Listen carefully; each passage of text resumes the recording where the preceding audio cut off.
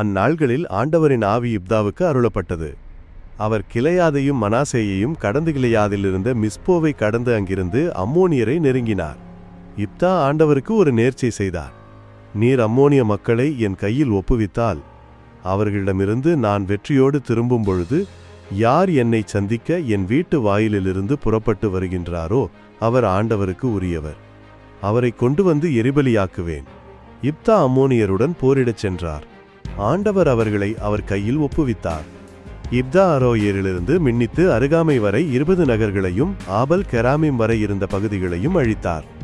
Israel முன்னிலையில் அம்மோனியர் அடக்கப்பட்டனர். இப்தா மிஸ்பாவிலிருந்து தம் வீடு திரும்பினார். இதோ அவர் மகள் மேளதாளத்துடன் நடனமாடிக்கொண்டு அவரை சந்திக்க புறப்பட்டு வந்தாள். அவள் அவருடைய ஒரே மகள். அவருக்கு வேறு மகனோ மகளோ இல்லை. அவர் அவளை பார்த்தார். தம் உடைகளை கிழித்து கொண்டு, ஐயோ என் மகளே, நீ எனக்கு மோசம் செய்துவிட்டாயே, நீ என்னை துன்பத்திற்கு ஆளாக்கிவிட்டாயே, நான் ஆண்டவருக்கு வாக்கு கொடுத்து விட்டேனே, அதை நான் மாற்ற முடியாதே என்றார். அவள் அவரிடம், அப்பா, நீங்கள் ஆண்டவருக்கு வாக்கு கொடுத்து விட்டீர்கள் என்றால் உங்கள் வாக்கின்படியே எனக்கு செய்யுங்கள்.